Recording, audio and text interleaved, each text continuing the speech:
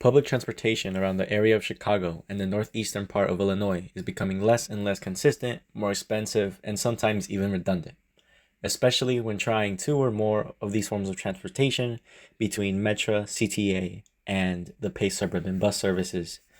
Unfortunately, not as much is being done about this issue as we could by both citizens and lawmakers alike.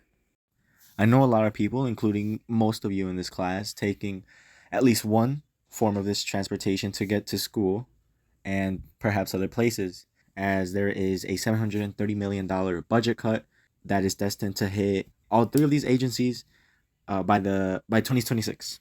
So it is incredibly important not only for us as students to know what to do about it, but also stay informed. With the establishment of the CTA on October 1st of 1947, it didn't take too long until the CTA would experience several setbacks that would be due to the creation of the suburbs alongside creations such as the television and air conditioning, which would eventually keep people home who had originally ridden to the Loop and entertainment venues. Ridership fell from 158 million in 1946 to 123 million in 1960. Unfortunately, Chicago is a poorer and more densely populated area in comparison to the rest of the Chicagoland area with public transportation. This especially hits CTA the hardest, as by 1991, declining ridership and cuts contributed another financial crisis of the CTA. A peer-reviewed article by Stephanie Farmer and Sean Newman mentioned that the federal government eliminated its $40 million subsidy for public transit operations in Chicago between 1995 and 1998 for the sake of fiscal austerity. These financial and service cuts would eventually catch up to the CTA, as they would come to spend over $100 million from its capital budgeting into its operations to make up for the budget cuts they were experiencing, leading to slower, inconsistent, and costlier services alongside broken buses and trains. Now you're probably asking, what about Metra and Pace? Is there the other two big transit agencies around the Chicagoland area? They've had an easier time in terms of money and in terms of funding for their buses and trains, as a lot of the funding not only comes from the government, but from people who are in the suburbs. And as we know, suburban populations tend to earn more money and live in nicer, more spacious areas while driving to work inside of Chicago, making suburban transportation such as Metro and Pace nicer and with more available funds. Unfortunately, there would be more service cuts and budget cuts due to the COVID-19 pandemic, which is a lot more recent, and CTA would experience even further budget cuts from the early 2010s, as they would have a budget crisis at the time.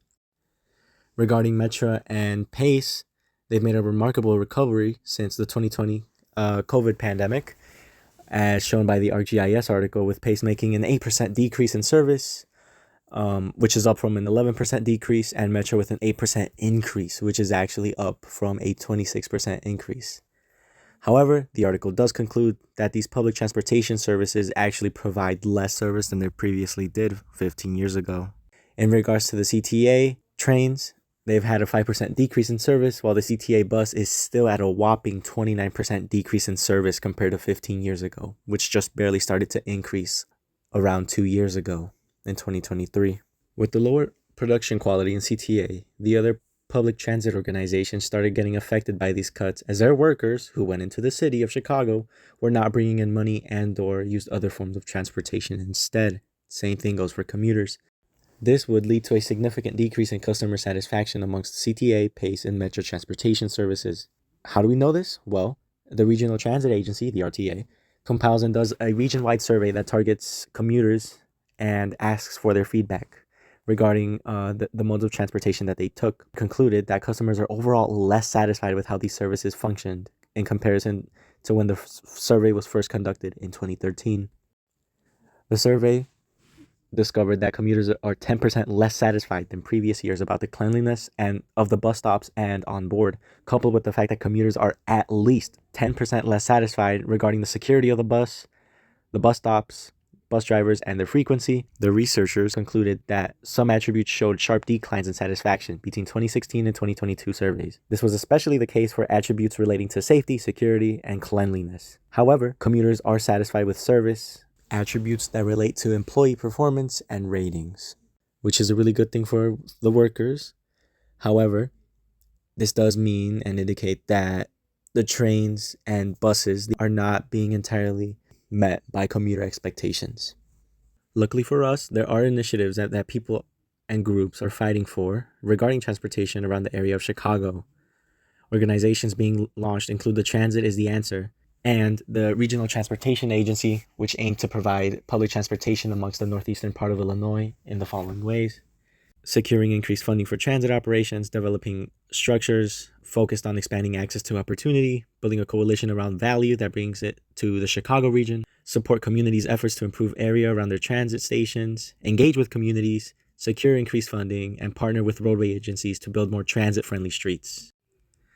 There is also a new plan and organization that is waiting to be established, named the Plan of Action for Regional Transit, also known as the Metropolitan Mobility Authority Act, which aims to tackle the $730 million budget cut that will be in effect by 2026. This cut was originally designed to cover for the COVID pandemic that occurred. However, with the COVID relief fund expiring, this is yet another major issue that public transportation has to deal with. By approving this bill, this secures over $1.5 billion in funding, the Streets for Buses plan, all-door boarding and off-fare collection, which reduces dwell time on stops and fares are paid prior to boarding, as well as passengers using all available doors on board. Camera enforcement, which discourages drivers from illegally blocking a bus, and congestion and road pricing, which reduces congestion and provides more revenue for transit. A lot of these organizations and propositions are actually taken from other transit agencies, such as the Metro Transit, which is based in Minnesota, the MTA, and the NYC DOT, which is based in New York City, the Massachusetts Bay Transit Authority, which is based in Massachusetts, and many more organizations. Unfortunately, there is some setback to some of these policies, as RTA and state legislators are actually hesitant about funding this proposed transit merge, arguing that the funding crisis is rather a government issue and leadership issue, rather than funding issues. This is unfortunately a roadblock, but there are many supporters who think otherwise, as a survey found out that Chicagoans actually support the merge with a 2-to-1 ratio. State Senator Robert Peters also emphasized that a wealthy city like Chicago should have a world-class transit system, suggesting that with proper resources, the merge is something that is realistic and feasible. With the support of policies like this merge, survey shows that over 54% of Illinoisans favor the change, with only 27% opposing it. Illinois Representative Evelina Delgado highlights that Illinois funds just 17% of its transit systems, far below states like Pennsylvania and Massachusetts, which fund anywhere from 40 to 50% of its funds into transit. As more people understand the benefits of this merge and other projects that aim to improve public transportation, this could greatly enhance transit affordability, reliability, and overall rider experience throughout this entire Chicagoland region.